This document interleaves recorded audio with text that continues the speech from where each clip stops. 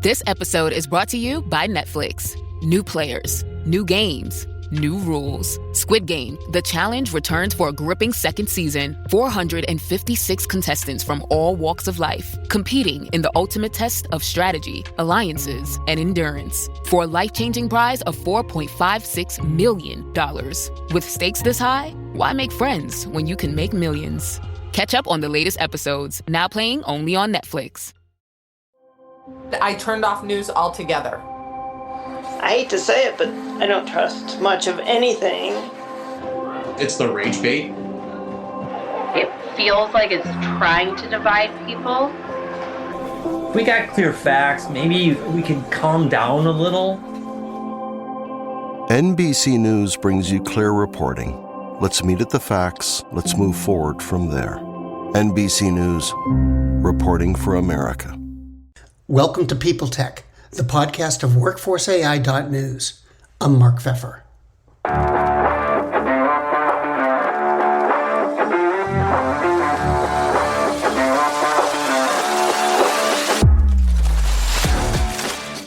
My guest today is Naomi Lariviere, Vice President of Product Management for ADP's Shared Services. She leads strategic planning, among other things, for 6 of ADP's business units. So she's got a view of AI that's both broad and deep. We're going to talk about reality today, who's using the technology and why, shadow AI, how they're using it, and what's its value. That and more on this edition of PeopleTech. Hey Naomi, welcome. So I wanted to pick up on a conversation you and I started, I think, when we were at HR Tech in Las Vegas, which was about AI and kind of a reality check almost. I want to start by just asking you, from where you sit, given your job at ADP, what's really going on out there in the world in terms of AI? Yeah, that's a great question, Mark, and thanks for having me back again. I really appreciate every time we get to talk to each other. What I would say is there's been a lot of hype all this past year around AI, agents, just lots of, rah-rahness in the marketing spiel. But I think you're starting to see signals. I mean, there's been a lot of academic research papers that have been coming out recently around, most use cases fail, so on and so forth. And even in some of the tenor and some of the conferences, that have happened since HR Tech, I see and sense a ratcheting back of that in terms of what people are talking about and, really starting to focus on outcomes and how AI can help you drive an outcome in your organization. So I think the tone and tenor is tending now to be a little bit more tempered in terms of what I see and what I hear. And that actually kind of reflects what I hear from sales prospects and clients that I talk to on a regular basis is, they're not excited when you come in and you're like, saying, AI can spin 12 plates on one finger and that kind of stuff. They actually are looking for real, honest answers about how is this technology going to help or support me and my team. And I think they're looking for practical solutions to their problems. And I think, this industry is starting to kind of self-correct on that narrative. It's kind of sifting out some of the blowhards too, isn't it? I mean, for lack of a better term, but there were all these companies just showing up and saying, well, we have AI, so it's going to be great. And maybe they had AI, maybe they didn't. But you can't just get away slapping a sticker on the box and saying it's AI. I don't think. I mean, can you? People will try. However, I think that's, in the recent conversations I've been having, a lot of people are going like, just tell me what you're actually doing. Show me it in the product. I want to see, give me a user login, let me log in, go and take a look at what it is you're doing.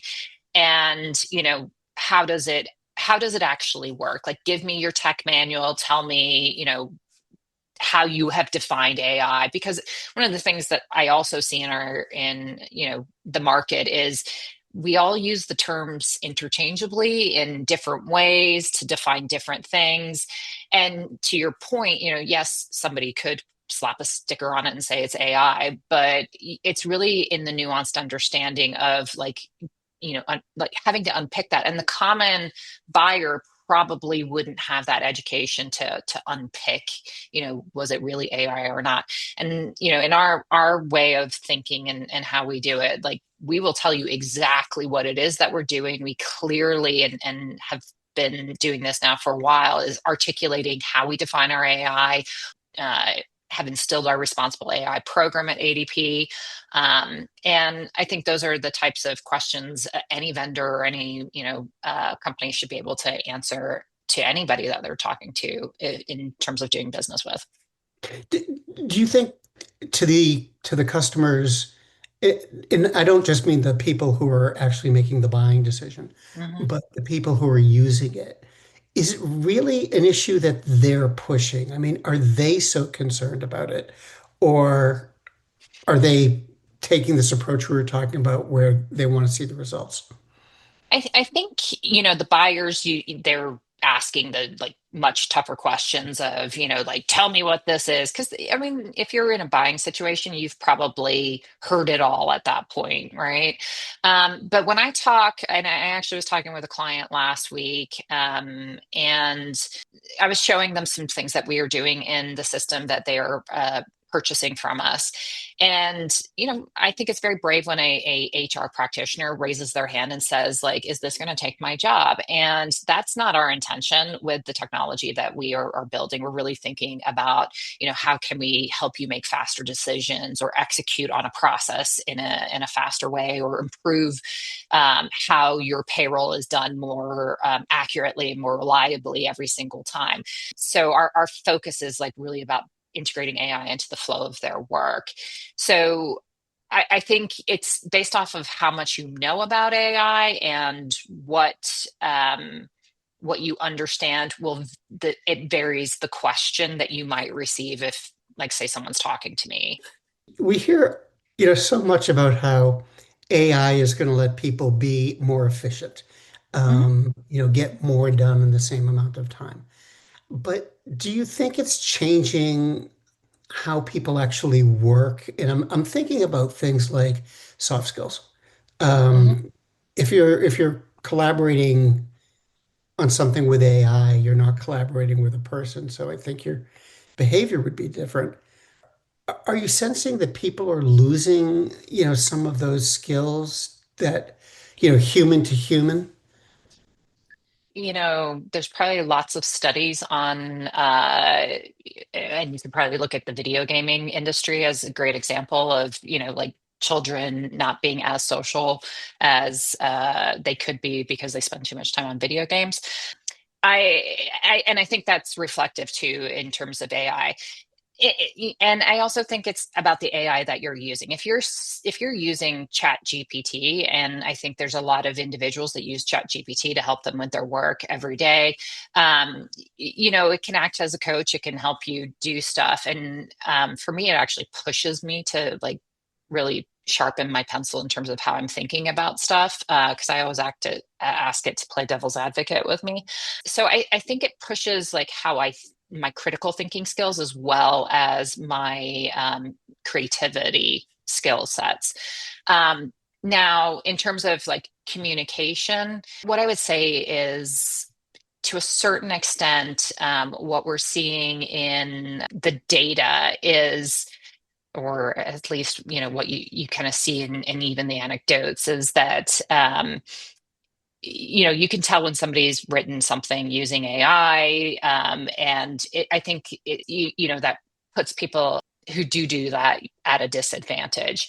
And I think to a certain extent, it's like, can you do better? But in terms of like how ADP approaches AI, it's all woven into how do they actually do their job, and how do we make them better? Like, we don't allow them to sit there and do the things that you could if you were just going to ChatGPT directly. So a little bit different in terms of how we build and develop the AI. We all love a legendary comeback, and Degree Original Cool Rush is back and better than ever. Cool Rush isn't just a scent, it's a movement, a fan favorite that delivers bold, fresh vibes and all-day sweat protection. Whether you have a man that spends hours in the gym, heads into the office early, or is just trying to stay fresh on a long day, Cool Rush has their back. Head to your local Walmart or Target and grab Degree Cool Rush, the fan favorite scent from the world's #1 antiperspirant brand. ¿Hablas español? Sprichst du Deutsch? Kan du norsk? If you used Babbel, you would. Babbel's conversation-based techniques teaches you useful words and phrases to get you speaking quickly about the things you actually talk about in the real world, with lessons handcrafted by over 200 language experts and voiced by real native speakers. Babbel is like having a private tutor in your pocket. Start speaking with Babbel today. Get up to 55% off your Babbel subscription right now at babbel.com/Spotify, spelled BABBEL.com/Spotify. Rules and restrictions may apply. So how do you use AI? Personally, Yeah. I use it. I use it for a lot of different things. At home, it's to help me meal prep, like come up with my grocery list. Like I gluten free, so I have like all and I eat my macro eat, so it helps me figure out a meal plan that works within kind of my nutritional requirements. I also use it to help me plan things. We just went to Italy for vacation as a family, and it helped me plan my itinerary, especially when I have children at all various different ages. What are activities that might be interesting for them?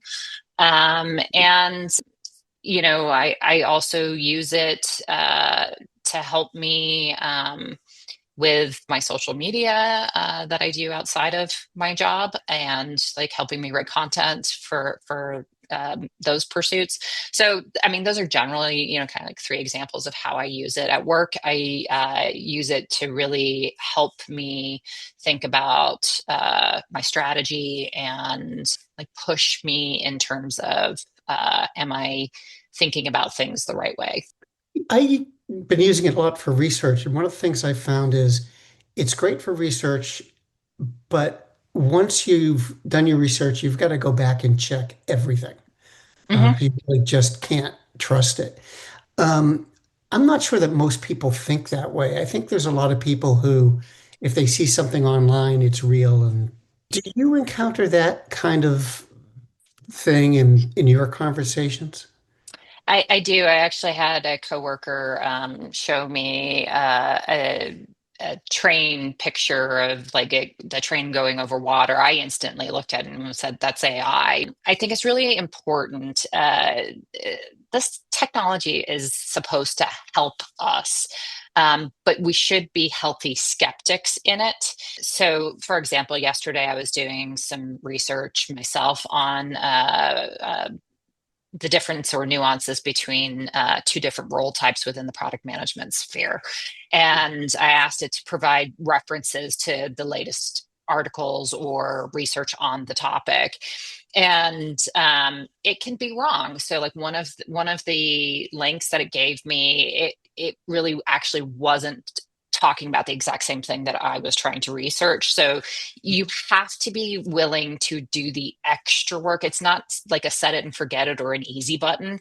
It makes things less cumbersome, but you do have to do your homework regardless of how you use it, when you're using it as like you're putting your prompts in and you're getting a response from it. Because depending on how you answer the question, it thinks it's answering the question the right way, but it may not be. You talk to a lot of people, obviously, about this. And do you think AI is it really changing the way people work and how they approach work? Or is it more like, okay, it helps me do things faster, and so that's what it does? It's probably a bit of a combination of the 2 of those. But also, I mean, maybe let's ground that question in reality.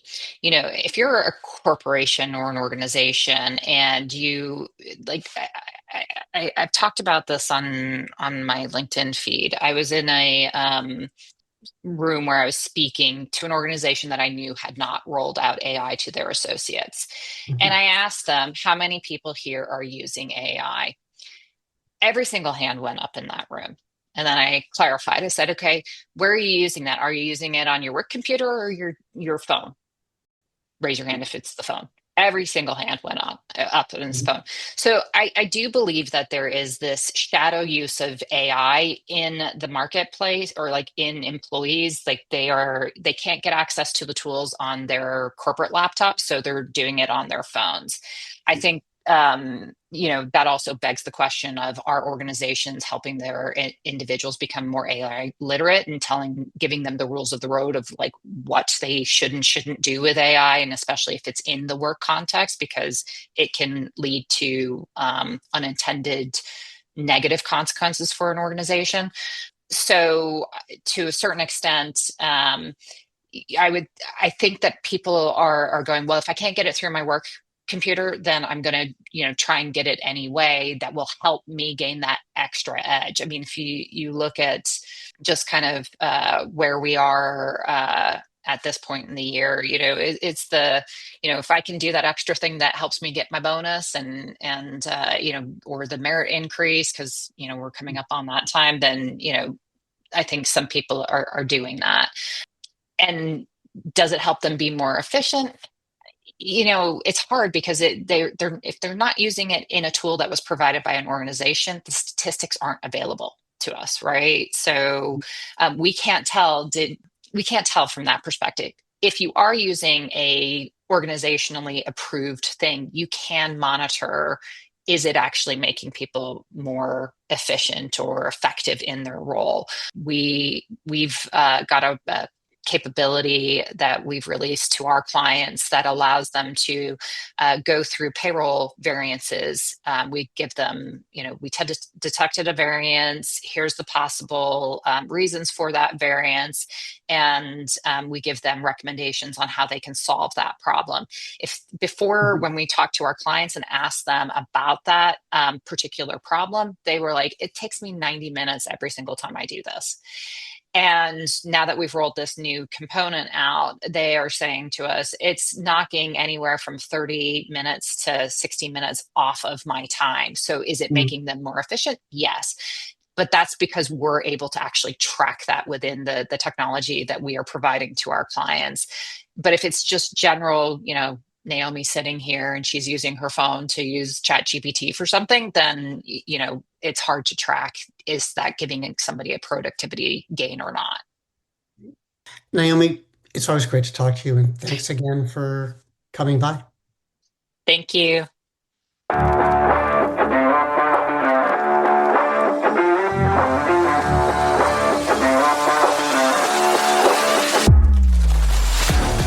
My guest today has been Naomi Lariviere, the Vice President of Product Management for ADP Shared Services. And this has been PeopleTech, the podcast of WorkforceAI.news. We're a part of the Work Defined Podcast Network. Find them at www.wrkdefined.com. And to keep up with AI technology and HR, subscribe to Workforce AI today. We're the most trusted source of news in the HR tech industry. Find us at www.workforceai.news. I'm Mark Pfeffer.